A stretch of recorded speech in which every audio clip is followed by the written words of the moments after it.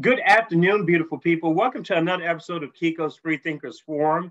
We're joined by a very special guest.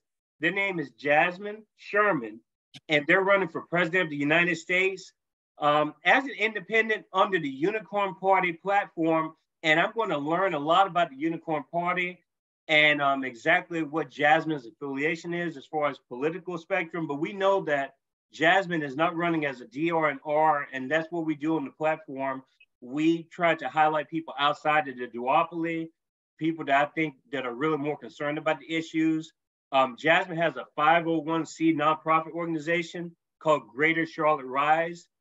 They're based in Mecklenburg County in North Carolina, which is the Charlotte, North Carolina area. And as far as I know, Jasmine has a business degree from the University of Phoenix, and is originally from New York City, New York. And I just want to say welcome to the show and thanks for accepting that invitation. Thank you for having me. And you did your homework. Oh my gosh. I do. I even have a master's degree from the University of Phoenix, which is like one of the hardest schools to graduate from. Like they got sued for it, literally. And I do have a 501c3. Our focus is on ending houselessness. Right now, we currently support 28% of the houseless population in Mecklenburg County. And I started running for president when our mayor refused to sell me a piece of property. So I tried to go over that head and tried to reach out to the governor, and his hands were tied. They couldn't force the sale of an old jail to house people, to have it converted into housing. They wouldn't do it. And so I decided that it was time to end houselessness, like put myself out of business. I'm done. I'm good. I'm curious. I've heard it on several interviews. I think I listened to one of your interviews you did with Redneck Rising or something. It was like a more of a podcast, but how do you distinguish houselessness versus homelessness? Is it just a semantics thing, or do you make a distinction? No. So houselessness is a more PC way to explain it, because even if a person is living in the tent, that's their home, that's their private space. Right. So it's that they don't have a home where their stuff is or their emotions are. It's just, they literally just lack the house. I got you. Okay, awesome. Okay, thanks for clarifying that distinction. I guess I want my audience to get to know you more on a personal level before we transition into your actual platform and stuff. But I'm just curious about your backstory. Like, what is Jasmine Sherman's backstory? That's a really cool question. I've never been asked what my backstory was. I want to say I started in a traditional 2-parent household. My parents, because I say traditional, they had some beliefs. And so my sister and I ended up in the foster care system. I ended up graduating from high school at 16 from foster care. And later I got back with my biological family members, and we're a close unit now. But there was a period where I was houseless myself, sleeping in a college campus in Boston during the summer to try to stay warm, and then got an apartment and worked my way up through community college, which is part of the reason I had to go to the University of Phoenix at the time, because the social worker that they gave you for foster care was just like, this is where you're going to go, and the choice was made for me, but I stuck with it and I was successful. And I got into helping my community because I was protecting, I started doing abortion assistance. So like people who would need to get escorted into abortion clinics, I started to participate in that. And more, I ended up doing that and getting a little bit of notoriety where I lived for that, to the point so where like I ended up going to trial with Flip Benham. He was the man who converted Roe from Roe versus Wade to Christianity with a stalking charge. So we went to trial and everything. And then we thought, well, maybe that's a little bit too dangerous, so chill out. And I got into working with the houseless community. But then that proved to just be as interesting as well, because my clients are sleeping outside. So we got to sleep outside. My clients need shelter. So we open up a houseless shelter. And then it just built from there and built to where I am now. Awesome. So you're originally from New York? Mm-hmm. And at one point, did you live outside of the country? I did live outside the country. I was living in South Korea working, and I got into a little bit of trouble in South Korea with the North Korean government, but I'm back. I got back into America thanks to the embassies. I was banned from both countries for 7 years, but that is all cleaned up. But I have lived abroad. It's the best. It's really where I got to understand that living in America is not the deal that they sell us, right? Like, it's like those people who go on to American Idol that think they can sing, but no one's ever told them they can't hit the notes. In America, we are given the idea and the emotional support to believe that we are the greatest and the best and the fastest. But really, our education is low. Our people are living below the poverty line. We are essentially a fancy third world country. It's just that we have a lot of money and wealth that we hoard, which makes us look better. Yes, and going to that point that you make about these misconceptions of it's really just propaganda. Nationalistic propaganda is what it is, because you said yourself on an episode that I was listening to a couple of days ago, I think you said that there's like the average American has a 5th grade comprehension level when it comes to just like, they don't even understand just like the way things are written in the Constitution and stuff. Correct. So the average literacy. Well, it's even more embarrassing than that. So the average American has a 5th grade reading level, but then 17% of Americans do not know how to read at all, not a paragraph and not a sentence at all. That's really hurting us. And those people, unfortunately, are doing a better job of spreading a little bit. They're being misled. So we have right now in our country a lot of anti-intellectualism. There are people who are like, well, you don't know anything, you just went to college. That shouldn't be a concern, right? And so those people are a little bit embarrassed. And then our people who are educated are a little bit classist. So we have a whole batch of ignorance on all the sides. And what we all need to do is understand that everyone needs education. You never stop learning, right? So anyone who currently can't read, it's never too late to start reading. And anyone that has been able to read and has that privilege should understand that they should A, consider volunteering and helping more people to read, and B, just be better people, because you have more education. We expect more from you in terms of being an empathetic human being, just because we know you know. Yes, I totally agree. And we talked off camera for a few minutes, and that was the inspiration for me starting the forum, because I'm in academia. I'm a professor by trade, but I work with a lot of snobbish people. I'm just going to be honest with you. And these people are very classist people. And that's when I kind of came to the realization that I had to exit the Democratic Party a long time ago, because the predominant group of my friends tend to be white liberals. And I think they have very classist attitudes. A lot of the social issues that they don't want to go into detail with, they sort of put them aside. And that's when I started to get upset, because I see these patterns happening. The same people that they claim are ignorant about things, and I see that same ignorance just popping up in these bubbles, these academic bubbles, and it becomes like a glass ceiling mentality where we're talking about, yeah, sure, we debate books and literature and stuff all day, but what about the actual people on the ground that are suffering and stuff? That's when I was like, I have to create something to where it's a bridge between, sure, it's great that you research things. I research things like this. We write books and stuff. That's what we do. But at the end of the day, if we're going to advocate real social issues, we have to be able to communicate with the people on the streets. Like, we come from those communities. Like, and I think people have this attitude where it's like, just because you have a PhD, you don't forget where you come from. Like, you still have to keep that advocacy and that communication like consistent. It can't just be behind closed doors in your little committee rooms. It has to be on the streets. It has to be in the local, the city councils, everything. It just can't be one way to do things.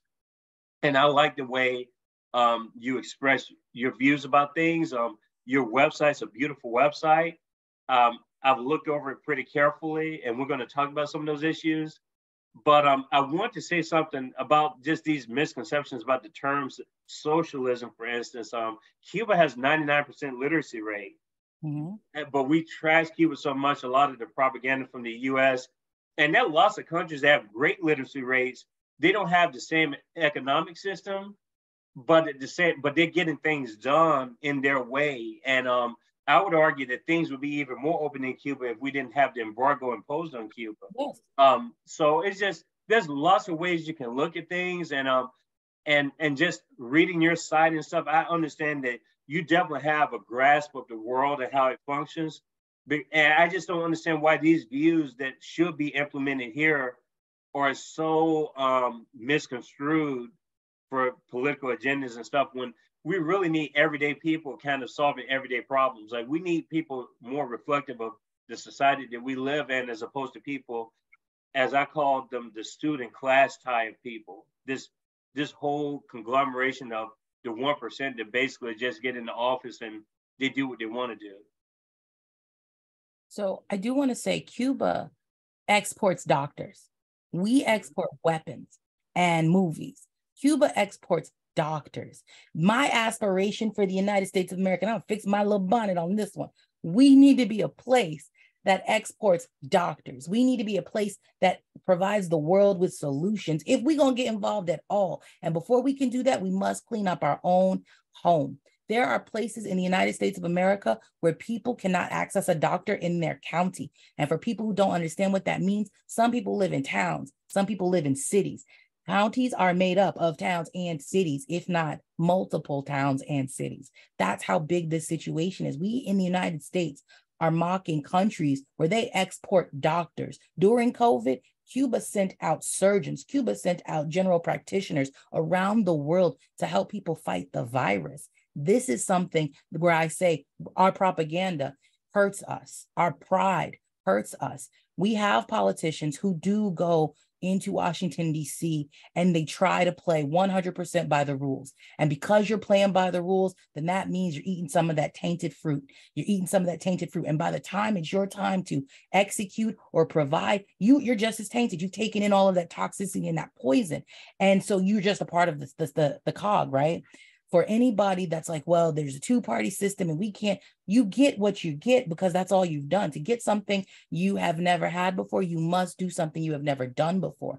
Us running for office this way, going into Washington as a brand new party, I have no ties, no agreements, no backroom deals with anyone. So my job in that meeting is not to make friends. My job is to get the work done through everything. And so when we have politicians that go into Washington to play by the rules or to do what the others do, they become the people they went to get rid of. And so we have to start holding everyone accountable. And the way that I think this will work is if we do a giant reset, have an age cap, have term limits all at the same time, and trigger new elections, a whole new body of humans, just throw out all the dirty bathwater, a whole new body of fresh people.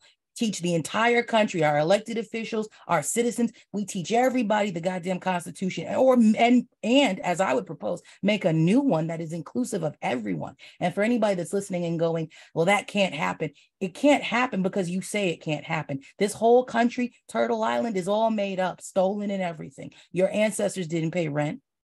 Your ancestors didn't pay for water. You know what I'm saying? And it was public money that gave us electricity. So there's no reason that we, the people, cannot say, you know what? This was a great experiment, but now we see our infrastructure is crumbling and it's not working for us. I went on a little rant. My bad. No, you're good. No. This is supposed to be about you anyway. So no, you do your thing. That's all good. We're here to sit and learn from Jasmine Sherman today. And again, this is already becoming a great episode 45. I knew it was going to be a great episode because your views are just very dynamic, and I think they're fresh perspectives. I did want to talk about something that you brought up about what would be that age cap. I agree that there needs to be some kind of a limit when it comes to terms and age, and people will probably accuse you of being like discriminatory against people. Hey, I'm ready. I'm okay being discriminatory. The same way. What would be the age limit and what 65. Would be those terms? 65 is the age cap. And the term limit that I would be proposing is the exact bill that was presented on the floor by Ted Cruz and Alexandria Ocasio-Cortez. I'm not changing a thing. Those two people from two different groups got together and they said that's what they want. We should do that. Why should I reinvent the wheel? Let's do that. That's what I would sign into office. Do you notice how they died that conversation though? I remember exactly when that happened. And they were like, oh my gosh, Ted Cruz and AOC joined together And it's like you didn't hear hardly anything about it afterwards. But that's because like he wanted to try to be president. And I'm not gonna knock her, right? Like she did what she's doing, and I'm nobody to talk about anybody's protest. There's no wrong way to protest, in my opinion. But I can't say what her motivations were. I do hate that she stops talking about it. It might have been because like the Green New Deal became a bigger thing that people were talking about and it got diverted. But I do wish that both her and Ted Cruz would begin telling people, this is here. You're not happy. I'm loving my odds, though. Joe Biden just said he's going to run again. Do you know how old he is? 80, almost 80. So I will be the youngest person. Like I'm already successfully getting on ballots. We are already getting our signatures. We are getting ready to hit the road on June 23rd. Our first Hi, we're here world will be in Kentucky. Like there's a whole tour organized. So we will be the younger people. Like this is like, I will be 40, like when that happens. So I will be here and of the same body and mind as most of the people. And I think that that's going to be a great advantage that I have for me. I know how to use my computer without an aid. And I was listening to something that you were saying in an interview, and you mentioned that you're already on 4 state ballots. Mm-hmm. We started this early. This process, as soon as a candidate portal is open, we are doing our due diligence to be on that ballot.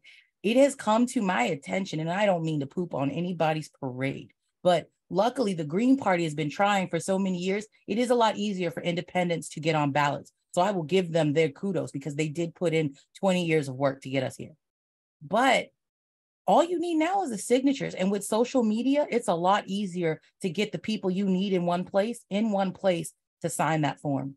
So that's all you need is signatures as an independent to get on these ballots. Signatures and money. That's it.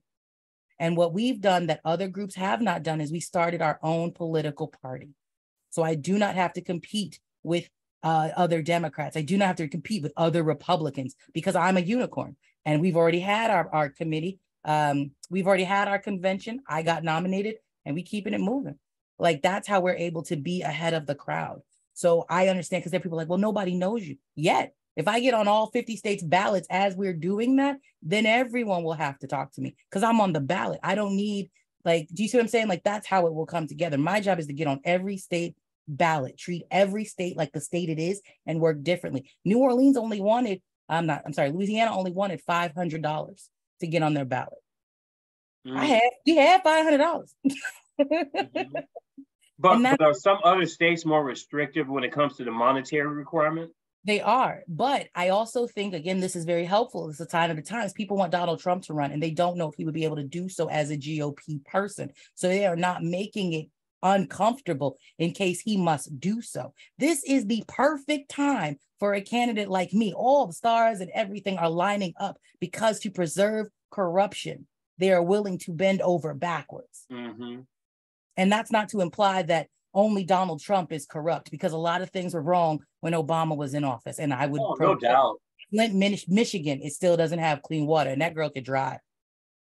Mm-hmm. You mentioned the Unicorn Party. Are you the founder of the Unicorn Party? So I definitely got together with the group of people and suggested that they started. I did create the name, the idea, but I am not legally the founder. Just I came up with the idea, but legally on paper, I'm not an original board member.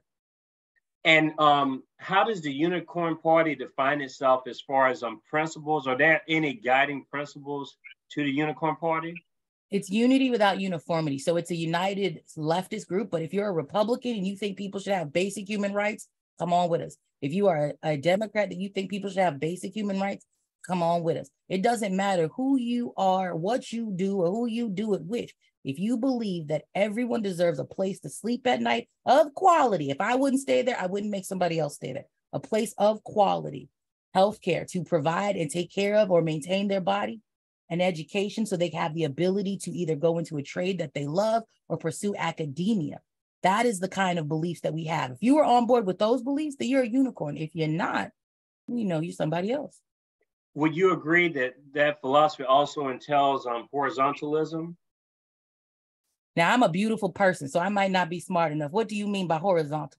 Horizontalism, where there's really not a hierarchy, when it Right. comes Yes. to decision making. So It's more or less it's a flat democratically matrix. decided on between everybody. Yes. So we operate even on my campaign and in the Unicorn Party during its establishment. Everything is a flat matrix. So we originally had, it was me and another candidate. He didn't make it. They severed ties, whatever. But he started with us and we started at the same time. Everyone, if you're in the room, no one's voice is greater than anyone else's. Now, let me not lie, because this campaign has my name on it. There are some things that I don't want to do. Like there was a day recently where one of the campaign managers was like, there's a Wendy's challenge and we want you to do it so you can get some notoriety. And I was like, I am not comfortable with this. And then you know what I'm saying? So like, there's like that kind of thing. I can veto what we do, but there are weeks when they're like, oh, well, this is what we're doing as a team. And then I go with it. My voice is not any greater than anybody else's. I'm just the figurehead for what we're doing currently. Okay. Thanks for those clarifications. That helps a lot. I spoke with Hashaki Nichols, who's also run for president, and apparently when you declare as an independent, you have to run under some kind of a platform. Mm-hmm. And that was news to me because I was like, are you serious? Like you have to, that's crazy. So you basically creating a political party from scratch. Yes, we created I was a part of creating a political party from scratch. Like every day, I'm bragging to myself, like my self-esteem is off the roof because I am my ancestors' wildest dreams. The people who are working on this campaign alongside of me, we are literally making histories, like making history. Like we get to contact Guinness and let them know at the end of this, like things are happening that have never happened before with our political party. We are the first political party to have an entire platform that is available with audio ability for people who are hard of hearing. We are the first political party to have visual components. So if you can't read, it can be read to you. We are the only political party talking about any kind of ADA compliance across the entire country. We are the only party to talk about giving universal health care as not a negotiation piece, as a stop. Like this is a thing that has to happen. It's non-negotiable. We are the only people talking about that. I tell you, Sherman's website is like I said, I love using beautiful because that's kind of like the slogan of our pod, but it really is a beautiful website and it is very visual, graphic, it's accommodating. And that was one of the first things I noticed when I was looking over it months ago. And I've tried to do a good job of vetting people before they come onto the pod and to the forum because honestly, I'm all about people running for public office. I don't platform Democrats and Republicans running for public office because they already have to shine. Why am I going to perpetuate something I think that's part of the problem, honestly, like just this same revolving door of politics? I mean, they're basically there to acquire power, keep the power. They don't want third-party independent people to ruin their party, to ruin their corruption game and stuff. And so I try to bring people on that are outside of that. And personally, I believe that they have fresher ideas. Like all the people that I've interviewed, that I disagree with on some issues, but it's their moment to shine. They're still better than anything that the Democrats and Republicans have ever offered in my life. I mean, I'm just being serious. Just if you listen to all these people talk, they're just great ideas, and people have actually thought about the ideas, and it's not just a talking point or just like, oh, let me make this statement to appease the audience. And I think something you said earlier about just not only just the literacy and just comprehending things, our political competence is very low in the United States. I mean, otherwise we wouldn't be in this situation. And the fact that you take the time to go into detail about your policy platforms is just something that most people aren't doing that's running for public office. And so again, from the forum to you, we appreciate people that are actually deep diving into these issues and not just cutting corners. I mean, we need people to give principled views. And something else you said that I liked is we shouldn't have pre-planned questions and stuff. If you're running for public office, you should have a grasp of, you don't have all the answers, but you should have a view on the situation if you're serving the people. And so again, I co-sign almost all of what I've heard you say and stuff. I'm not going to get into an argument with you on here because I just want to learn more about you and your platform. But I did want to get into your universal basic income, I guess, premise. How would this come about? How would this come to fruition? Who's going to fund it? And how does everyone get the money? Okay, so what we are doing is cutting Social Security. It is something that people have talked about for years. It is something that hurts young people. I have contributed Social Security my entire life, and I probably will. It will not be there when I am old enough to claim it. It's not a good program for us. So the first thing we would do is end Social Security for anyone that is not disabled, and that is that money comes from Social Security, and so I have to be completely. People who get SSDI will still get their benefits. People who used to get Social Security will get universal basic income. Now, one of the things that we are doing that's going to make government a lot cheaper is we are going to close a lot of these superfluous programs and organizations. To be transparent, the Bureau of Land Management, they spend millions of dollars a year to murder horses when we could do something with those horses like therapy pets. We could use those horses for more holistic farming. We could do a lot of things with those animals besides pushing them off of a cliff. Like, we are doing things in an expensive and inefficient way so that's where some of that money will come. We will be closing a lot of these organizations like the FBI, the CIA, the NSA that are spying on us. I plan to keep the money that we have. I'm not increasing anybody's taxes. I'm actually eliminating property tax. And so like anybody who pays property tax, you wouldn't anymore. Anybody who makes less than $40,000, you would not pay taxes anymore. And so what we're doing is by utilizing the resources that we have and moving the money that is already there into places where people need them. We don't need more tanks because wars are not even fought on the ground like that. We have drones. We have other ways to end people's lives for people who are worried about national security. Another thing, bring all our troops home. If I stop sending money abroad to feed my soldiers and feed them here, we're fine. And again, if you're worried about national security, there's nothing stopping us if something should pop off from delivering all the ass whoopings or violence that you desire. We can still do that, but we don't have to do it again inefficiently or financially costly through financial costly means.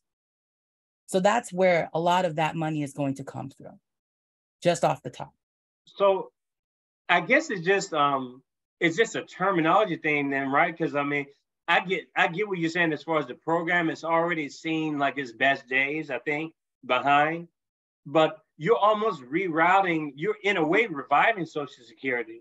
I guess it's a security net, like universal basic income, right?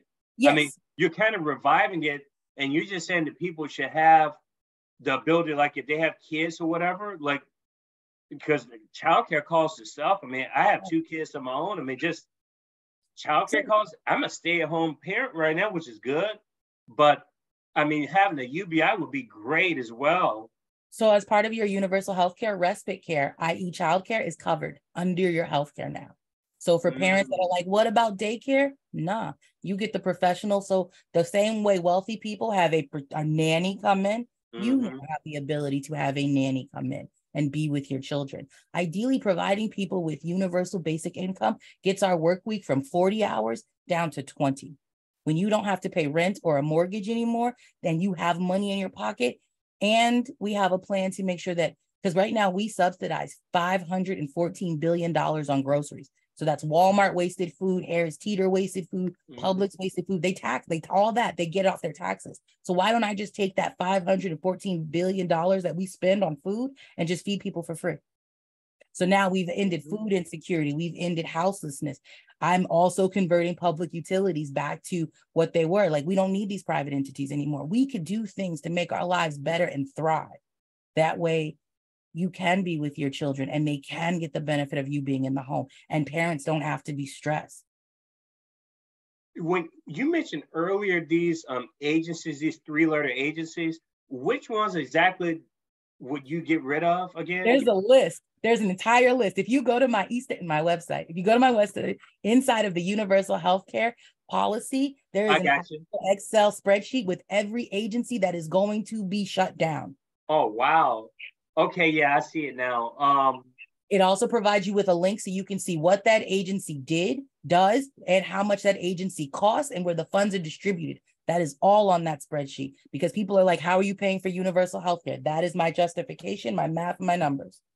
Okay, now that, because you definitely have the receipts and stuff, like you show how you're going to cover everything. So I won't get so much into that. Like, I get it. If you're taking away unnecessary stuff, I mean, the money's there. I mean, I think that's just an excuse. Our Honestly. senators and elected officials do not need a $40,000 furniture allowance every time they are reelected. Yeah, that's crazy. Going back to the agencies again, how do you, I guess, legally do that? Like, as a president, do you have that authority to just like with a pen do that? Like, how does that work? Here's what's happening. I'm going to copy FDR. He wrote 1,076 executive orders. It will be on Congress and the Senate to sue me to undo the legal changes that I have made, along with those changes to provide you with housing, healthcare, and education. Please note, if a third party wins, that's a general mandate from the people that this is what they want. So they should not be suing me, because when I win, we all know what a hard journey this is going to be. So that's the evident will of the people. Second, I am going to be making sure that we do the term limits and the age cap. We are also going to be making sure that in order we do, you are not allowed to own any commodities as a public official. So if you are a governor, a mayor, a city council, you cannot own stocks. You also cannot become a lobbyist after you leave office. Those people who are also no longer going to get their fat salaries, they will only be paid via another executive order, the living index wage that their citizens within the districts they serve get. So if the wage is $20, your elected official now only gets $20. Now, I know people are like, this is never going to happen. This is impossible. Roe versus Wade was overturned. There's a lot of things that are possible. George Santos is in office. You know what I'm saying? Anything, I'm serious. What's the guy who likes to sex traffic human? Matt Gaetz. You know what I'm saying? So anything can be done if you want to do it. The problem is those people have never want to do it. So what I'm going to be doing, writing all of these executive orders, we estimate it'll be over 3,000 of them. They have to sue us, because the way we are going to write them is one at a time. They will not be able to link the cases together, which means each one gets its own due process. When you have all of those types of executive orders, which politician do you think is going to advocate for Americans before they advocate for their salary, before they advocate for their commodities, before they advocate for their ability to be lobbyists? Those will be the cases that they fight first. And while they're fighting those BS cases, we still will have signed the executive order to trigger new elections and to have term limits. Yes, there's just so much spinning in my head with all the information that you told. I'm sorry, I can slow down. No, you don't have to slow down. Oh no, it's stimulating. It's good. It's a good thing. Going back to the ballot assets thing again, not necessarily ballot assets, but assets in general. You don't have to reveal much strategy if you don't want to, but how do you plan on curbing this whole idea of the mainstream media when it comes to suppression of candidacies? I'm not going to deal with them. The Montgomery bus boycott didn't happen through TV. It happened through average citizens who were pissed off and talked to somebody.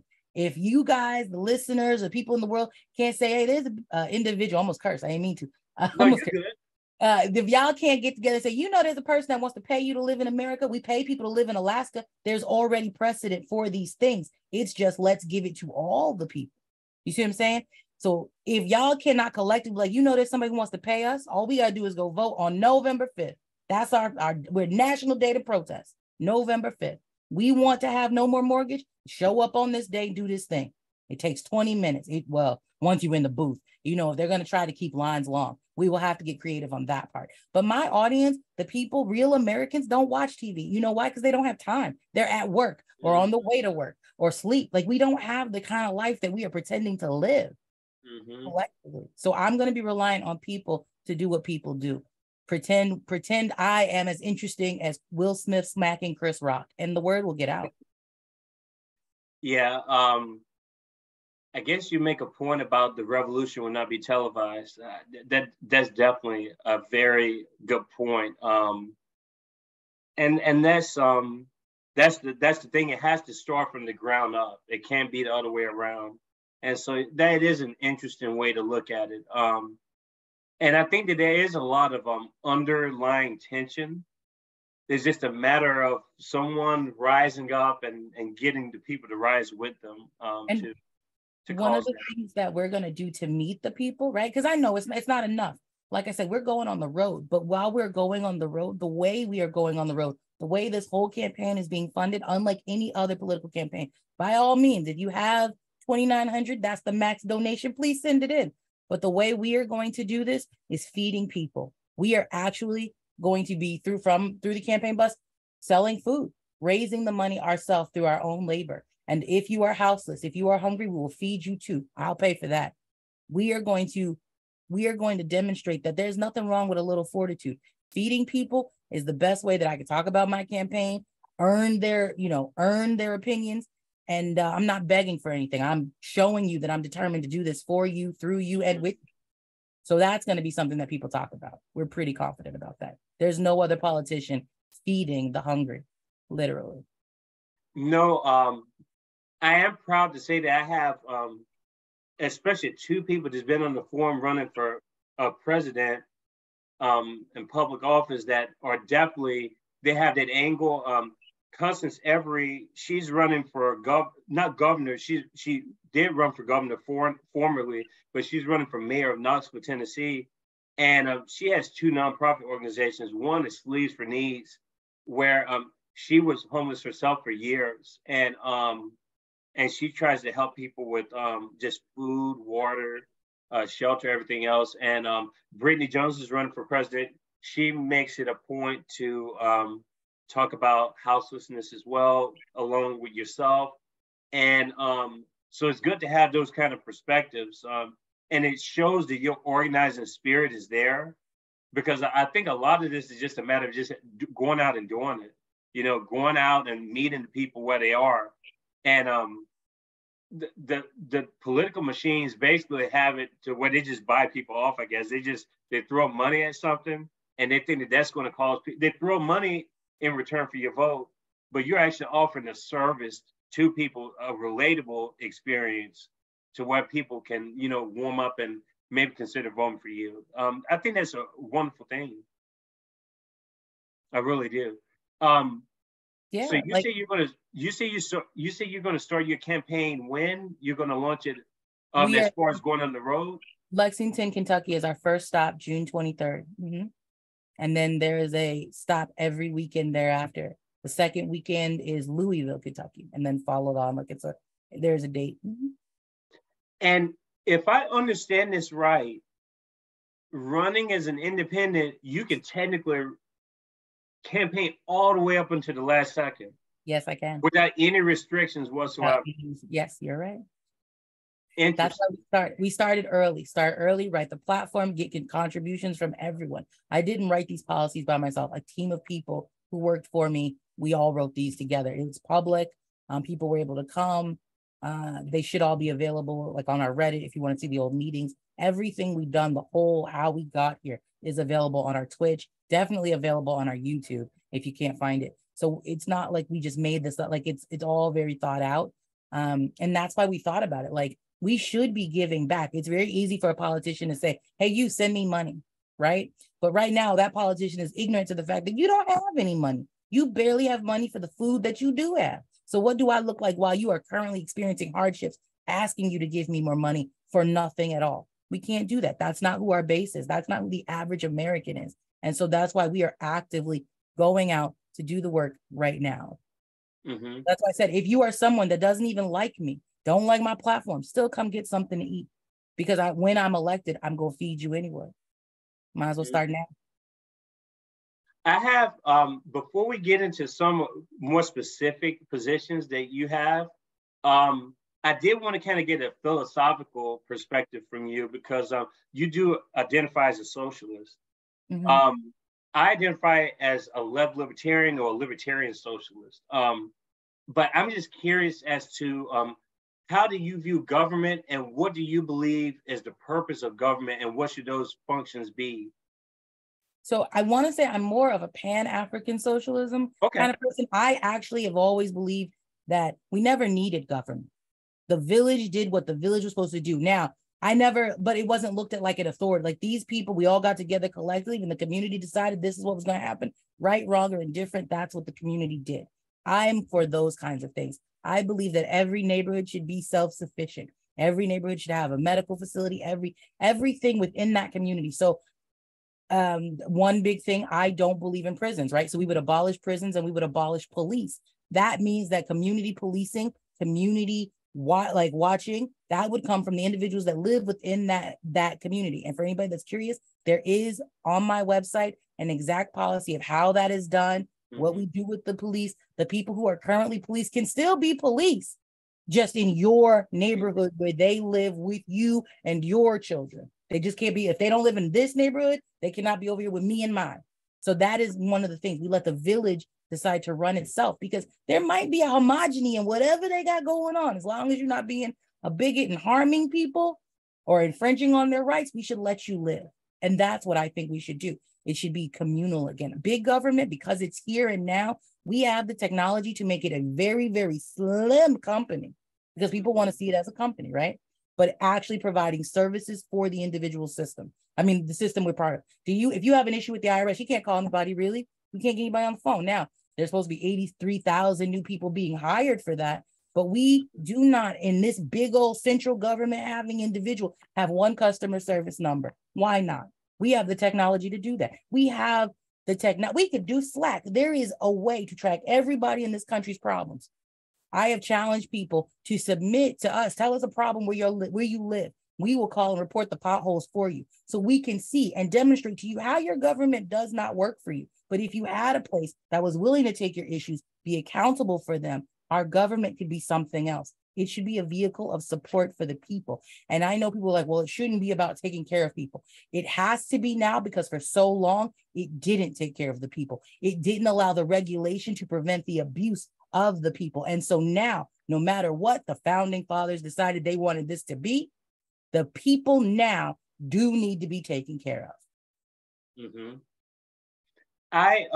It's so crazy. You actually brought up, I was going to talk those specific issues. The first two are going to be public safety, policing, and the environment. And you already touched on abolition police. Is the first thing you said when, as far as the government, the function of government. So I urge my audience, and I think my audience is a pretty astute audience, and they've kind of gotten used to like not being so caught up with the terminologies.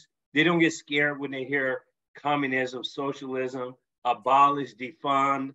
I mean, I just think that we don't have free thought in the country anymore, or like we used to. We're so reactionary now to everything. Anytime we see a word, we don't ever consider the perspective that may be different from yours, because we already have our level of just anxiety so high and insecurity so high.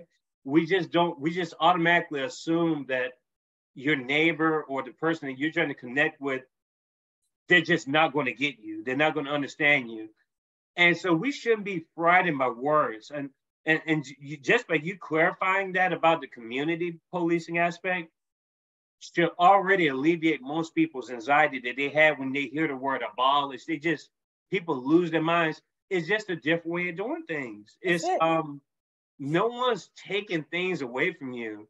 I mean, it's a security. Making it better, making it cheaper, more affordable. Why should I pay someone to sit in a police cruiser all day when I got a nosy neighbor across the street who does it for free? I can cut her half the check and let her watch the community. Like, this is stuff that you guys already know. This is stuff we already do. During COVID, it was the best time to see community members taking care of community members. We saw that. For anybody that says that America is selfish, you're crazy, because it's not. The number one crime in the United States of America is wage theft, perpetuated by the number one employers in this country. You guys know them as Walmart, Amazon, Disney. Yes, that Disney. They one of them too. They do not take care of their employees. And so they create some of the biggest crimes. If you want to talk about preventing crime in America, we start with that. Wage theft. Let people get paid what they are worth, what they are owed. That's great. So we talked a little bit about policing. I think the audience understands your stance on the idea of community policing, that makes sense. So I can only assume that as far as like the questions about defunding the police, where would that money go that's currently going to all these? It would go to the For neighborhood. instance, just a cruiser sitting on the corner, that person, we're paying taxpayers are funding that, someone to basically just sit around in a car and look for things to, I guess, to happen. So what would happen to those vehicles that we've already spent? Those vehicles become community vehicles. So similar to how you can have, if you need a bicycle, you just pull out the key and you drive the bicycle, you park it somewhere and the next person can pick up the bicycle. We're going to do that with those cars. We don't need all those police cars. So those police cars will become community cars. If you need to drive it, you pick it up, you drive it. Because of the way we would change out some of the engines, the gas and stuff would not be all that crazy. The same way those little scooters around different cities are maintained is the same way that cars can be done just like that. So half of those vehicles automatically go back to the public who paid for them and now have the ability to use them. But because we are making everything ADA compliant, we will not have as many vehicles on the road. So those vehicles can go to people who need them for mobility and do not have them. People who have wheelchairs. A lot of the things that happen to people with disabilities are because they have no way to be mobile. So that's going to happen. We would be spreading those to people who are in need. Police officers, they shouldn't need cars because they'll be walking mixed walkable neighborhoods. They don't need to sit in a cruiser, right? Because we're abolishing prisons, they don't need to take them to a jail. We need to probably remove them from a situation that's hostile or calm them down, but they don't need to be locked in a room. You just take them back home. And then the community will come together and decide what's going to happen based on whatever happened. That's just the easiest way to do it. Let the people who live with it, determine what happens to it. And by being able to give people more time at home, there's more people, there's less crime now. Everybody's at home. How are you going to break into a house when there's somebody sitting there? If you have your needs met, you're usually not committing crime. You're doing a hobby. For people who like to do things, we need to put America back to work. So we need to build a rail system that goes from the East Coast to the West Coast to the East Coast. We have that technology. We have that funds. The only reason we don't do it is because we prop up the auto industry. And so again, by me being a politician that doesn't have ties to corporate people, nobody but the people who I served food physically funded this campaign, nobody will run me. And what that means is we can go and actually do the things that America needs. Okay. So thanks for that clarification. I think I understand your views on the drug war because a lot of this stuff is interconnected. The most frustrating thing about my friends, and I'm not going to throw them under the bus. I mean, they could probably read between the lines, but the most frustrating thing is that these things that we're discussing are all so connected. And so it's like, that's why I don't know how anyone can justify supporting the two parties just on the stuff we've already discussed. Because there's just no consistency. Like, I don't know how you can be pro-war in one aspect and then be like, oh, but Jasmine makes total sense when it comes to community policing. And so I'm saying, okay, so do you realize how all that stuff is tied? Like the military, the intelligence agencies, the police that you know about, like the police in the cars right now, it just doesn't make sense, the contradictions. And so hopefully we can lower these contradictory elements by just having consistency. We just need consistency. And so I can only think that you are at least for decriminalizing drugs. Decriminalizing all drugs, decriminalizing sex work. But we will be putting a safe use center within every zip code.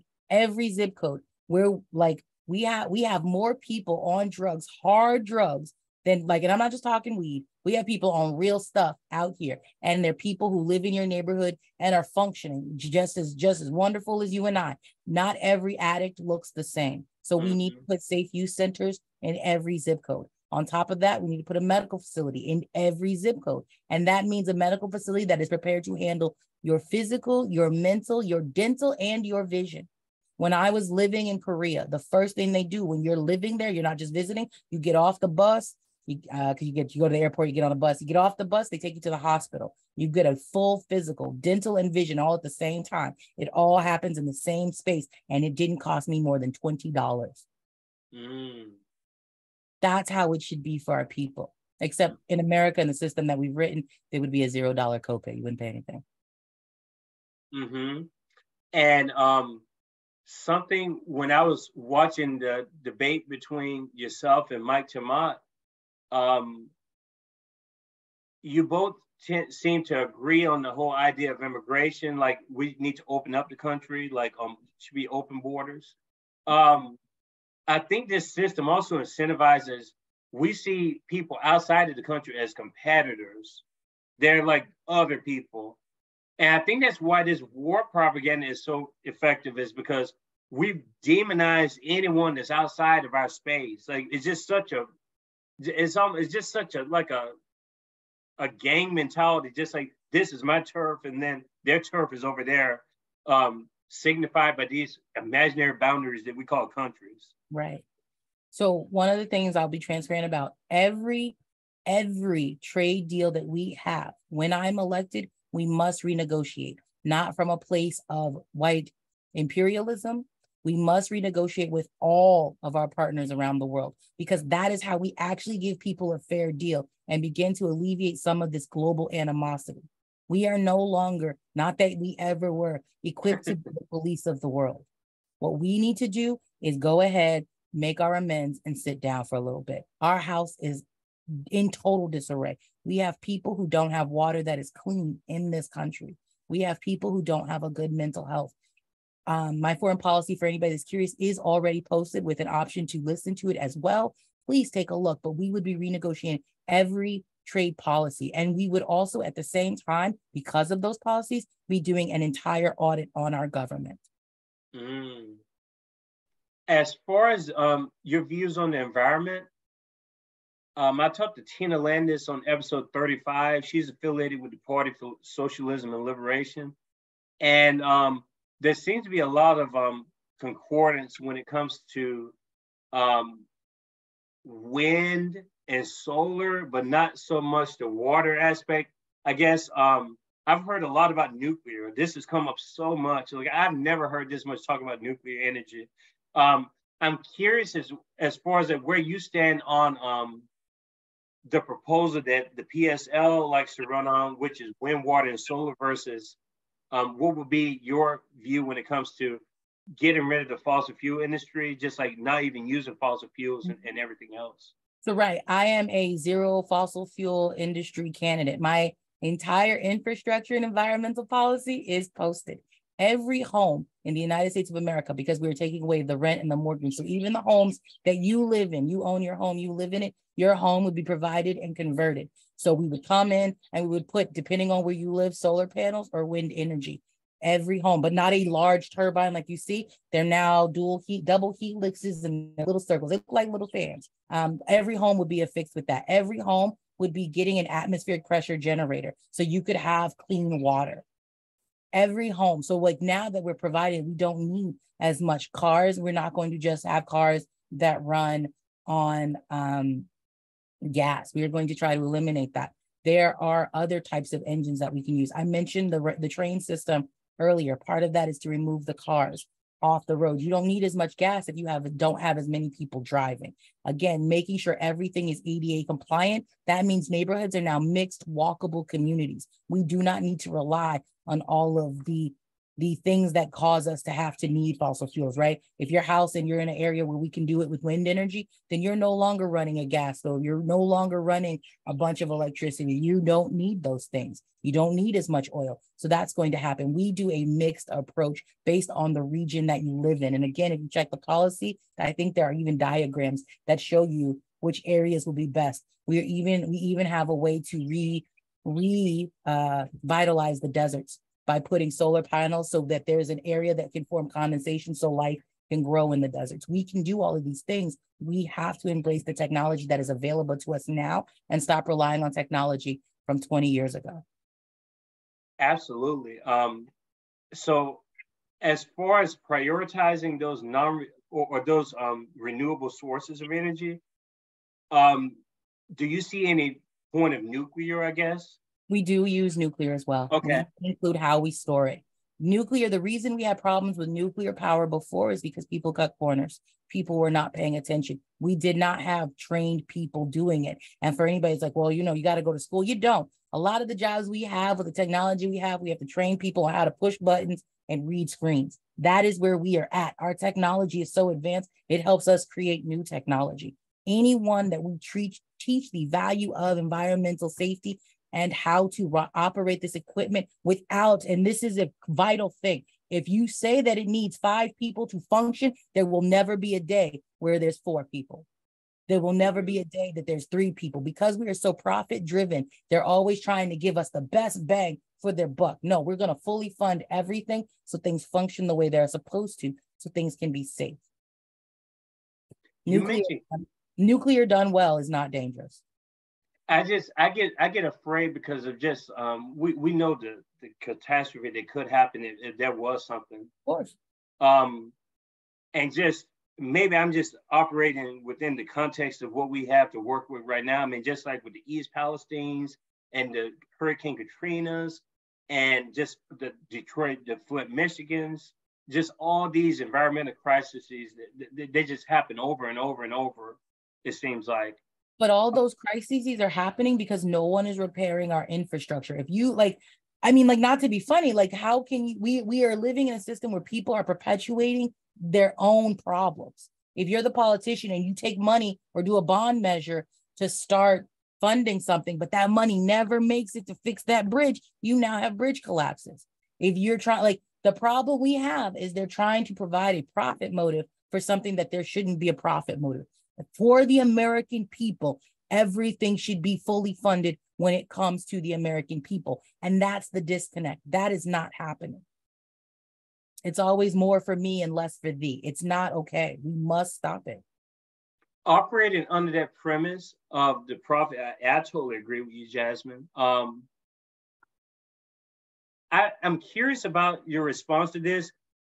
I think you're the perfect person to ask. I've never asked this question before, but since we talked about water, how do we possibly eradicate these bottled water companies? Like the fact that people can sell water in a bottle and make money off of it, something as basic as water, is just sickening to me. Just think, and then the plastic on top of it, it's just how do we? If you were in office, how would you deal with that situation? Like to where the water that they're making money off of. So that's where we stop subsidizing these companies. There will be no more corporate bailouts. There will be no more corporate subsidies. That's one. But before I was saying that every home is being fixed with an atmospheric generator. What that does is that provides you with water from the atmosphere. So the dirty pipes that you're currently using, it's going to come from the atmosphere. It's going to reduce some of the problems we have in our ozone with too much stuff in the atmosphere. That's going to help pull a lot of that water out of the air, providing us with fresh, clean water. Another thing, those companies are not going to want to function when they realize we are applying triple bottom line accounting to every entity. Once we stop subsidizing them and we apply triple bottom line accounting going back 37 years for every company that had a violation, we're going to have tons of money and they're going to have very little time to sell bottled water anymore. There's too many microplastics. Yeah. I do want to be transparent. I'm looking around because my computer has just told me that I have 10% battery. And so I was looking for the charging cord. And that's why I was like, no, you're good. No. No, okay. You take the time that you need. That's fine. We're good. We're plugged in now. Awesome. Yes. I see you also, and like I said, besides Brittany Jones, you're the only candidate that I know of that has like strong views on sex work. The very first episode we did on Kiko's Freethinkers Forum talked about sex work to a certain degree. The guest I brought on was from Spain. We talked about sex work in Spain and how they're trying to criminalize it there. You say decriminalize sex work. Would you be for just legalizing it just all out? So we met with sex workers themselves to ask about that policy, and they explicitly requested decriminalization, not legalization. Depending on different states, there's nuance to it. And so decriminalization is safer. for them, their bodies, and the people that they would be customers with. Decriminalization is safer. We are not currently, as a society, mature enough to handle it legally. So we decriminalize it. It comes out to be the same, but it protects people until we can get a new constitution. There are some states that have a lot of blue laws on the books, like Michigan has a law about indecency, $1,000 fine plus time in jail. So until all of those types of laws have been eradicated, it is safer to decriminalize. Okay. And going back to I don't even like putting cannabis in the drug conversation because it's really not a drug. Because that's covered under your universal health care. So that way children who need it and have seizures can get it as well. How is it as simple as executive order when it comes to implementing cannabis? Yeah. Across the country? Because so remember when George Bush Jr. was in office, we had times of war, the Patriot Act, right? That gave you a lot of presidential powers that have never been revoked. Now, on top of that, let's say a president gets in office and they declare a state of emergency, a national crisis. That's an even legal scholars have told us that's a whole new level of things you can do without permission from Congress or the Senate. When I'm in office, I will be saying that we are in a state of emergency because of our houselessness problem. We are in a state of emergency. That is enough basic justification to do everything that I want to do. Now, between now and when I'm elected, the Congress and the Senate are more than welcome to legally get together and change those rules. But they won't, and they will not have enough time. As far as the houselessness crisis that we have, can you work us through that again as far as what would be the immediate step to providing that for everybody? So the very first step is that the day after we announce my victory, there will be a website to open up and people will be able to put all their information in to start looking for the houses. It'll work just like a Zillow or an Airbnb app now works. The first group of people, so the first wave of people, 6 months, we end houselessness in 90 days. Anyone who is houseless, all the homes that are on the market currently for sale, the government buys them. The government buys them and just puts people who say, I'm George, I don't have nowhere to live. George, this is your house, this is your key. Those houses are already on the market, they're already for sale, and we know they're already up to code. So anyone who's houseless is moving into that house. The next wave of people after that first group, and this does take 90 days because of escrow and paperwork. So I'll be inaugurated on the 1st of January. That's not really the inauguration date, but just go with me. Inaugurated on the 1st day of January. Sales won't go through. We can't buy the houses until the 2nd day of January because I've had to write the executive order. Then 3 months from that date, the 90 days, we will close and we will house everyone. In the meantime, we will be putting people up in hotels, stimulating the economy. For that time, there will be no houseless person after day 2 of my election, once I'm inaugurated. Everyone will go into a hotel of wherever they're choosing. We will foot the bill. And for anybody's like, we can't afford it. Yes, we can. Just pretend it's a war. We have a war against capitalism's bullshit. Now, I'm not anti-capitalist. I'm not saying that. What I'm saying is we have a war against capitalist bullshit. Capitalism only works if you can exploit somebody. So immediately, one of the remedies that we're going to provide for people is housing. People knowing now that I will not be put on the street, whether I work or not, that is a very, very bold thing. Your boss at Amazon can't abuse you. That guy who's you're working with, he can no longer grope you. Do you see what I'm saying? Like these things, now you have a leg to stand on. You're not staying there because you have to suffer in silence because you have a family to feed. That puts us on a more even playing field. And that's when the free market's going to be able to take off, when they can't manipulate or force you into labor.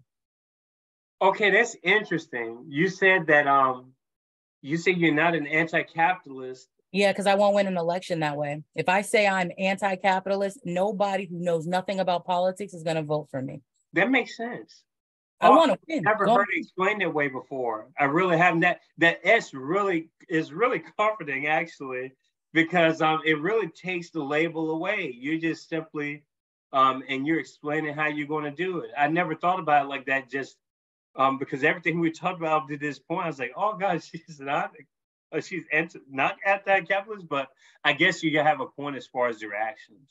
Because I mean, the general public, we talk about, people can't read in this country. So if I come and go, I'm anti-capitalist, they hear, they don't want me to make money. They immediately forget that I'm giving them reparations. If you are Black, you match the phenotype and genotype. If you are over the age of 16, you get UBI.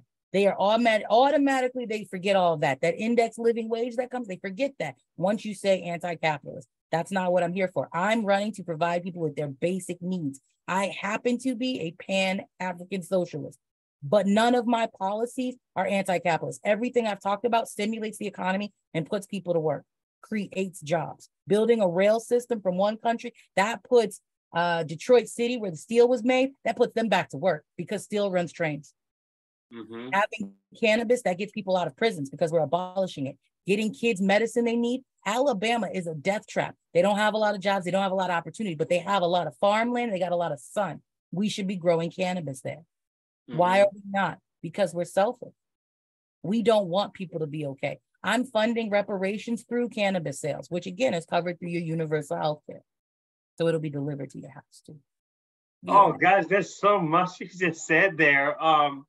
So yes, and so cannabis has so many different implications, not just the healthcare system, but everything, criminal justice. It's tied to everything, and it would definitely affect the pharmaceutical companies more than anybody when you talk about this capitalism.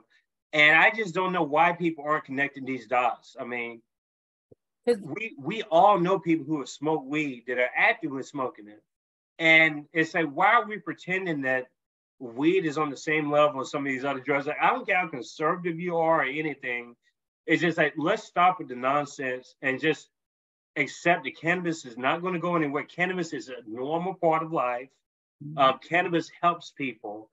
It helped me get my PhD. I had anxiety episodes that were crazy, and I'd never really had experienced anxiety before to that degree until I got into a PhD program. And it honestly was the saving grace for me when it came to having productive sessions, finishing my PhD. I've shared this story because I think that there's just too many myths around cannabis, and they need to be debunked. And cannabis needs to be available right now for everybody that needs it for their healthcare needs. And I like it that you're tying that into the healthcare discussion, and really just basic human rights. I mean, because with that, I mean, the pharmaceutical companies can't just sell their drugs to you the same way anymore. But I was curious about the houselessness thing. How does that affect, I guess, the apartment industry? My wife is a property manager, for instance. How does that affect apartments and rentals and all that stuff? So property managers will still be managing that property. They just won't be collected a check on the first. We are decommodifying housing. It will no longer cost money in the United States to live anywhere. So we are going to make sure, and I'm going to be transparent, we're going to use eminent domain to buy every domicile that people live in. And if you are like, you can't do that, legally we can, because eminent domain, one, the federal government has never lost a case of eminent domain. For some reason, things just fall into place. As long as it's for public good, we are paying you as well, and you get to remain there. You're not going to win that case. We are also going to fix your homes and upgrade them. But so what will happen is landlords will be out of business. But luckily for them, we have free education, and they can go back to school and pull themselves up by their bootstraps and start a new career. Or with UBI and no mortgage and no rent, they could just stay at home and enjoy their lap of luxury. So you wouldn't be paying a mortgage on a house at all? Nope. And if you did, we pay you back. You get your money back. So everything, I mean, basically like public education. I could go to UT Knoxville, not have to worry about a big loan. No, zero loans. You would just go to UT Knoxville and be like, hey, what day can I show up? And UT Knoxville, of course, they're committed to education. I'm putting words in their mouth right now. They would say you show up on Thursday. That's where the opening is. It's time that we let people be who they are. There are some children who are right now in elementary school saying, I want to be a doctor. I only want to be a doctor. I eat and sleep. I just want to take care of people. Doc McStuffins is really propaganda children to be doctors. And that's fine. And so we got kids that want to be doctors. Why should I take a child that's like, I want to be a doctor and put them in a program that's going to have things that are not related to what they want to do? We need to start listening to our people. If you've got a student that says, I want to be an artist, then we don't need to put you in advanced calculus. We need to put you in as many art programs, as many drawing class, whatever kind of art medium you're working with. We need to furnish those. We are missing our renaissance by being slaves to capitalism. I am someone, I'm a delight. I deserve to be, you deserve to see me sitting beachside at a bar, talking shit all day. That's what I'm good at. That's what I'm good at. We should be doing the things that we're good at instead of selling people the dream. When you get old, you retire, then you live your life. That's a joke. That's a trap and a trick, and I'm over it. We need people to thrive, start living, not just going to work and coming home and occasionally going to a concert. That's not it. There's definitely, and I think you've seen it more than ever. I say these last 5 years, I've seen it's just there's a depressive element to our society, and people wonder why we have like the mass shootings and all this stuff going on. That's just a mental health crisis. I think that's just, and it's latent in a lot of ways. It's not, sometimes it's not, it doesn't appear when you expect it to appear, but it's there always. And I think a lot of it is because people are so stressed out. Just the everyday workings. I mean, the divorce rates are out, they're just out of the roof right now. Just domestic violence is out of the roof.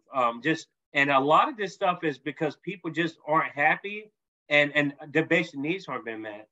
But I want to be transparent. So we've done the math, and we do think once we are elected, there would be an increase in relationships ending, and the divorce rate might go up because people are not going to be forced to live with people that they don't like anymore. You now can afford to go and live by yourself. No, I'm serious though, right?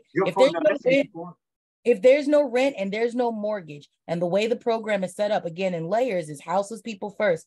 People who are not houseless, but are in a dangerous a relationship that is domestic violence. Domestic violence people are included in the first wave. They're considered houseless. But people who are in an unsafe housing location, I'm so sorry, I had it wrong. Phase 2 is people who are in unsafe housing location. People who are in a domestic violence, you are in phase 1 with the houseless people. You will be able to go to any city, any state, and just pick the house you want to be in, right? You have UBI now that comes in. You will be able to buy your ticket to go wherever you want.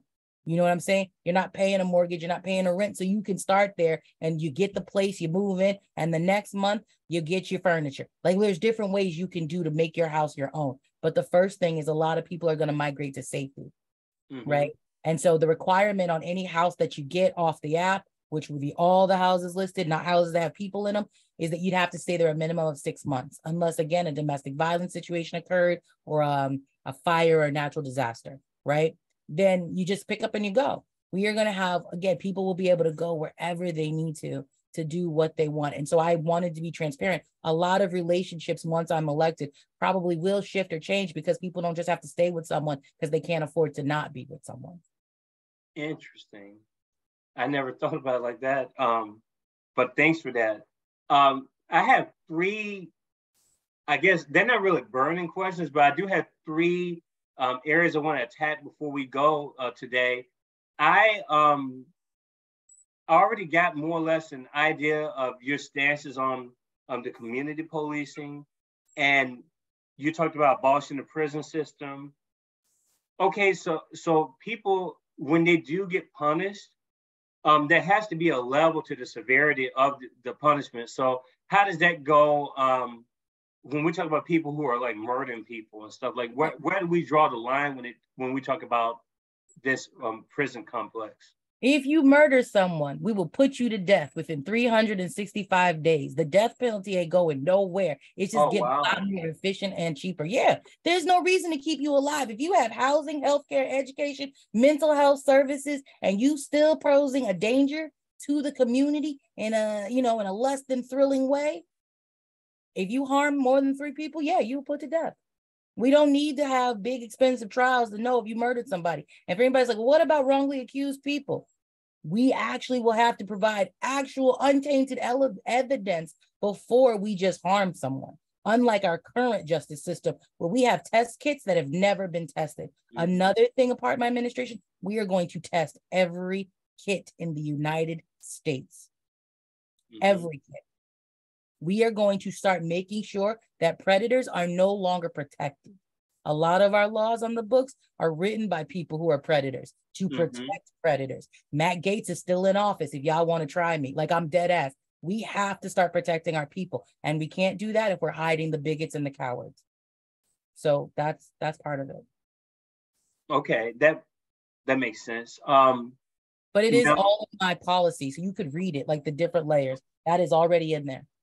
Yeah, this is just more so to get the audience more or less up to par with what's going on. And I had to bring this up, not because you're a Black person, because I've asked most people about their views on reparations and the policies, like what policies would they implement. Most people have come up with some people haven't. I'm not going to out them. People can watch all the episodes and draw their own conclusions as far as like what people view on the issues. Before we even get into your views on reparations, these so-called reparations, and I don't mean to belittle reparations. I've almost reached a point when it comes to this issue of reparations. Someone that's pro-reparations, but it's just, I feel like it's been a dead end because people aren't serious about the proposals. Where is your inspiration when it comes to reparations? Like, is there something that you follow as far as how this will be implemented into this system? Yeah. Or do you just have your own views on reparations and what you would do? So it's a little bit of both, right? I'm following the same precedent. We paid reparations to Japanese people when we put them in internment camps. We paid reparations to slave owners. We have a history of paying reparations in this country. For some reason, though, we have not paid the last group of people ain't got their money yet. So my philosophy is that, and it's also written, we will be paying everyone over the age of 16 that matches the phenotype and genotype. We will be paying you $4,000 a month for it. It starts the second month of my time in office. All of the payments for reparations will be paid out within my term. A 4-year period, we pay everybody. It amounts to about $192,000, what the price of a house is, because that's the price that you were denied. And so, yes, you will have a 16-year-old that will have accumulated over $192,000 during my term. So those are actual monies. And please note, it will be adjusted for the inflation and things like that as time goes. But ideally, right now, with the math that we have, it's about $4,000 a month. That money comes from cannabis. It does not come from any taxpayer. I'm funding it with the thing that you're already using for your universal health care. So it's not coming out of anybody additional pockets. Once that is paid up, there's no more discussion. It's over with. We've had the reparations conversation and it's done. Okay. So $4,000 a month, you say, starting at the age of 16? For every person that matches the genotype. Plus, we do a specific, coming from the continent of Africa, there's a specific genealogy, so you will also know where you came from. Okay. Why would the phenotype matter if the genotype checked out? So the lawyers said that I had to include phenotype, and I didn't question it. They wrote phenotype and genotype. So I think that's for like the Rachel Dolezals of the world and things like that. Yeah, but wouldn't the person technically just be Black? I mean, based on the genotype? I mean, because that's where you're getting the information from. Phenotype is just simply what people see. No, I mean, both are in there, but for legalese, that's what we were told has to be put in. I got you. But you were told it by who? Our lawyers that work on the campaign. Like, gotcha. Okay. The reason why I asked about the reparations is because I've actually tried to get someone who specifically studies reparations and wants to implement these policies into government. And I have not been able to get one person I did get one person to agree to do an interview, someone that actually lives in your state. And that person would not come on because of a stupid precondition of having to buy 25 of their books. And that's capital. Yes, I'm outing this person. This person's associated with Marianne Williamson. This person is a Black PhD just like me. So I thought it was an absolute insult for them to agree to do the interview with their co-author, but under one condition: I have to buy 25 of their books. So is the agenda to actually educate people to push reparations for Black people, or is it just to make money, push your books, like a lot of the professors? It's to make money and push books. We set up so many committees, we set up so many panels, so we can write a book to tell you about the panel and the committee we sat on. If we want to fix these problems, then we just fucking flip and fix the problem. No, you're good. You can curse on my forum. I mean, like seriously, like reparations, we have a history of paying it. Just pay it and people will shut the flip up and we'll move on. Like for every white person that's like, I want a month. I'm here to give white people alabaster April. I'm tired of fighting with y'all. Give them a month. Let them have a month. White people, your month is April. Alabaster April. We got Black History Month in February. Like, just give them April. Ain't nothing else going on. I believe in equality. Give them a month. Mm-hmm. So yeah, I guess I just the reparations discussion is I like the way you definitely have a plan, and it's like you have the plan and it is what it is. But it's just I guess I'm more frustrated because I just can't believe that we haven't made any progress at all from when this stuff has been talked about for 45, 50 years, like as a pretty big issue in Congress. And the fact that it really hasn't made any traction, like we're talking about studies for reparations, like seriously, Sheila Jackson Lee. I think we have a different conversation, though. I think so. That would be a different conversation, similar to if the government could, why don't they? Right? That goes back to corruption. That goes back to feeding. We don't need 100 committees to tell us to pay reparations. We paid reparations to the slave owners. We paid reparations to other people. We pay reparations to people that are not even in this country. They just don't want to do it, and the people who went to go help them drank the Kool-Aid.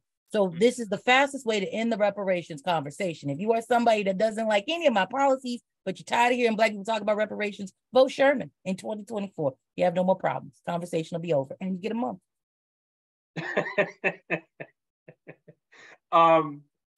One thing we haven't talked about is inflation, and I don't like to just bring it up because and that's why I conflict with a lot of my friends, especially my libertarian-leaning friends, because I think a lot of these situations are just excuses, personally.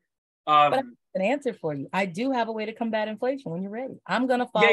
Yeah. I'm going to definitely get to that. But I'm just, to my libertarian friends, stop using these, stop getting so headstrong on like a few key issues, because I'm sorry, a lot of the libertarians are slipping. Like it's just too confined. Like you got to broaden your horizons a little bit when it comes to the issues, because the money is definitely there. Like the money is going somewhere.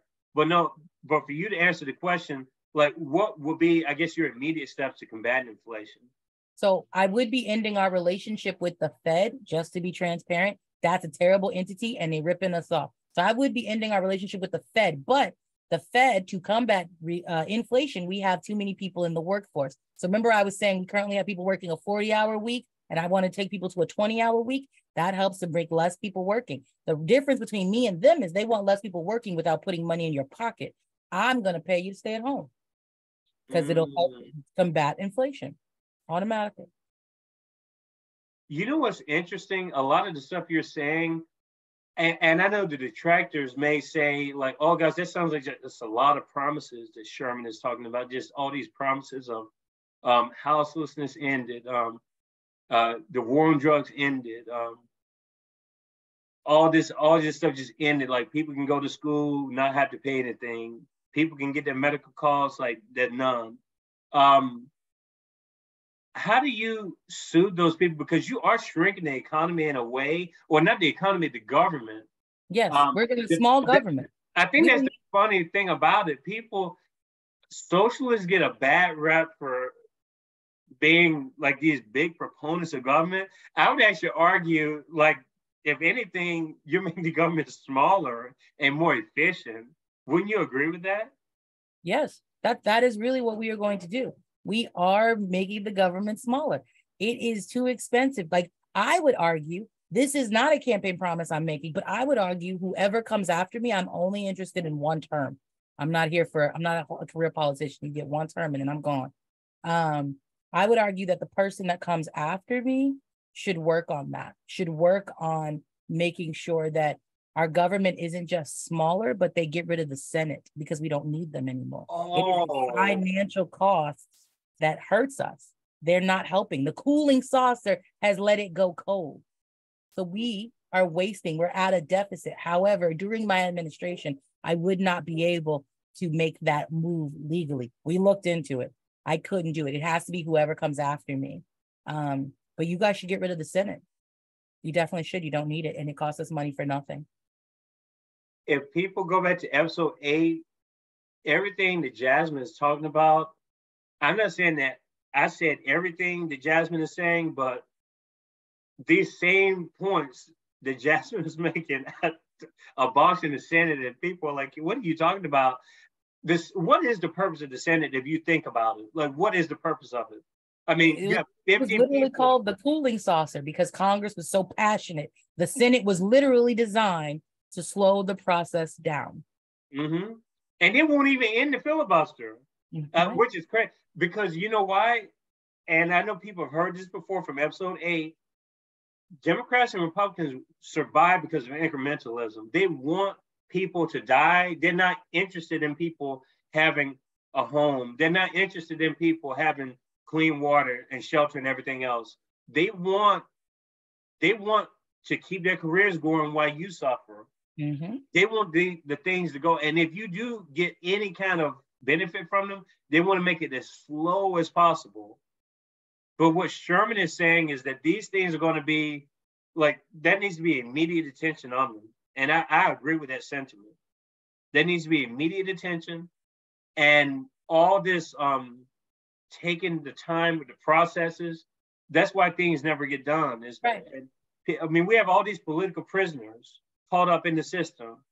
And it sounds like, based on what you're saying, you can just executive order a lot of this stuff. But we can. So through, again, there's one more process, right? The Patriot Act gives us a little bit of privilege to do more loose things, loosey-goosey, never repealed it. But then that final, we're in, like, during the pandemic, if Donald Trump had done it, Joe Biden, the pandemic would have been the perfect excuse to call a national crisis and right these wrongs. But they never did. They do not want to. They don't give a flip. I will be the first person to do so because I'm actually trying to fix this country so I can tell everybody about it and hang out in bars. Like, I'm really just trying to get back to what my dream is, doing nothing. So the fastest way we do that is to make sure everybody around us is okay. Because we're a village, we're a community. We've got to do things for each other. Like, we already on this campaign, if people need mutual aid, contact us. We are providing rent money. We are providing growth. Like, we are helping people eat right now because you can't wait for me to get elected to do the right thing. If people are interested in helping with that, on our Reddit, we keep the mutual aid information right there. If you're someone that you don't have to contact us, we post it. If you want to donate to those people and their Cash App or their Venmos or their PayPals, you do that privately, silently, and we don't talk about it. This is how we actually help people. If you have a larger thing, we'll do GoFundMes and we'll actively, like when I go on different shows and stuff, actively promote you. But we have to come together as a people. Right now, we're also providing seeds for people. If you need to start your victory garden so you can feed your family, we were going to provide you with those seeds. Contact us. Our resident horticulturist will meet with you, see what you need for where you live, and get you the right seeds and help you with the soil so you can grow your own food until I'm in office. Jasmine, there's so much more that I want to discuss with you, but the beauty of it is this. We are more than welcome. We're more than open to extending another invitation to you. And actually, I was going to ask, would you agree to being a part of a presidential candidate forum, which would be like a debate discussion with the field of candidates? It would be 7 people total. And you I can check that out. Yeah, why not? Of course. We're going to try to organize that in the summer with a couple of other channels. One's going to be Tracy Carson's channel, especially. She's a friend of the pod, and we're trying to collaborate with someone else, but we want to make that happen to highlight the people outside of the duopoly and people who have great, fresh perspectives. And I think that your perspectives would be great for the forum, just for the audience, to have that engagement and stuff. So you say you would be open for something like that? So we do start the tour in June, right? So as long as we schedule it so it could be a remote thing and I could participate via Zoom, that would be the easy way. Yeah, it would be definitely through Zoom.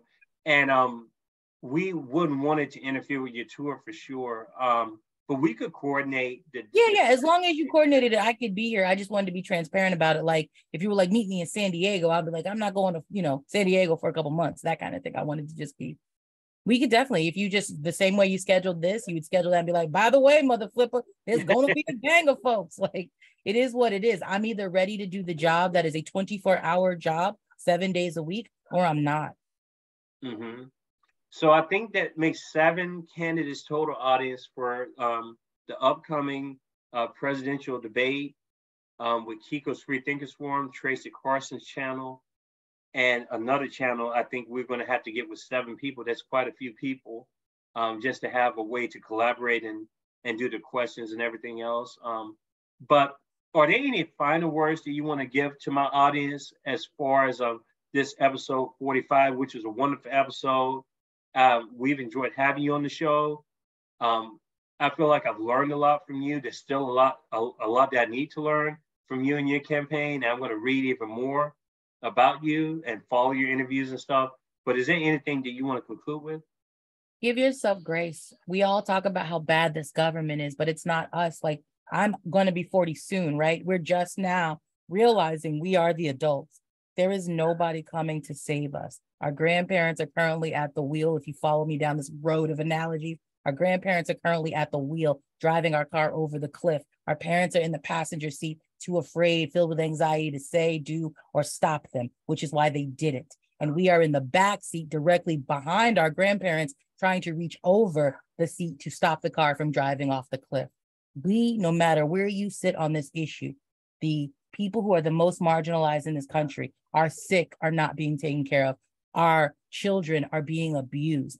It doesn't matter how you feel about me or my platform. From any candidate that you listen to, you should demand the bare minimum. My website has all of my policies, how I pay for it, how it's executed. That should be the bare minimum from every candidate running for president of the United States. That should be the bare minimum for every candidate asking for your vote. If they can't put that work in or that labor in ahead of time, then they damn sure aren't going to do it for you. Stop accepting crumbs. Whether you vote for me or not, I'm still going to win because I'm amazing and I'm putting the work in and I'm doing all this different out of the box stuff. So I will win, but you really need to demand better. Stop accepting crumbs because that's all they give us now. That's it. And Jasmine, what would be the most efficient way, quickest way, in case the audience member wants to ask you a question, or the quickest way for them to contact you? What would be the best way to do that? Sure. If you go to jasminesherman.com, you can schedule 30 minutes with me directly on my Calendly. So you look at your calendar, decide what day works with best for you. You select it, and I show up just on a Zoom. If you are a person who's got another platform or podcast, you would select the interviewer journalist podcast section. And just like that, I show up. We want to talk to regular Americans. You are the only person that I care about hearing from. You just have to have the guts to be heard. I would love to hear from single fathers, because one of the policies that we don't have in place is how to handle custody agreement issues, right? There's a lot of issues with the way we are handling that. And I would love to talk to parents, single, married, partnered, who have ideas on amicable ways that we can put the children first in situations where the adults are no longer interested in each other. So that would be my ask for the community. Wow, that's really cool. Is there any other, besides your Jasmine Sherman website, that you would like us to link? They all go to the same place. There's Fat Black Socialist, Jasmine Sherman 2024.com. It's all gonna get you to where I'm at. That's why I asked. I knew you had a lot of them. Yeah, we're on every platform. Like I'm on Truth Social, we're on Clapper, we're on Blamazon, we're everywhere. So if you can't find me, if there's a platform that you're on and I'm not on, email me and call me a liar so I can get on it. One of the biggest things that we have to do with our leaders or future leaders or trying to be leaders is actually hold them accountable. So if I tell you I'm going to do something and I don't do it, then you should get me out of office within the 90 days that it took. Actually call people's bluffs. Don't make it okay for you to have campaign promises. That shouldn't be a thing. You either going to do the job I hired you to do or we fire you. That is the attitude we need to go into it, because when your job is done with you, they let you go. Let these politicians go. Yes. On that note, I think we have a beautiful way to conclude. to the people. I just want to say that this was a wonderful episode 45 with Jasmine Sherman. They're running for president of the United States under the Unicorn Party label. It's an independent party. Follow Jasmine's information. I'm going to put everything in the episode description. Again, Jasmine Sherman, based in Charlotte, North Carolina, has an organization, Greater Charlotte, is what it's called. It's Greater Charlotte Rise. Mm-hmm. Greater Charlotte Rise. And if you don't mind, I'll link that into the episode description as well. And for episode 46, beautiful people, I'm trying to think who we have on tap. We have Heather Bird coming up. We have Sarah Walk coming up. We have Medea Benjamin coming up from Coping. We have Norman Finkelstein coming up. So we have a lot of guests, and my dad is going to be the episode 50, the final episode for season 2 of Kiko's Freethinkers Forum. But this episode 45 is going to release tonight on YouTube, and it will probably be released on Spotify and all other podcasting platforms of your choice Saturday. Beautiful people, have a great day. And this was a wonderful conversation, episode 45. And I hope you enjoy the rest of your day. Thank you. Thank you so much again. Thank you, guys.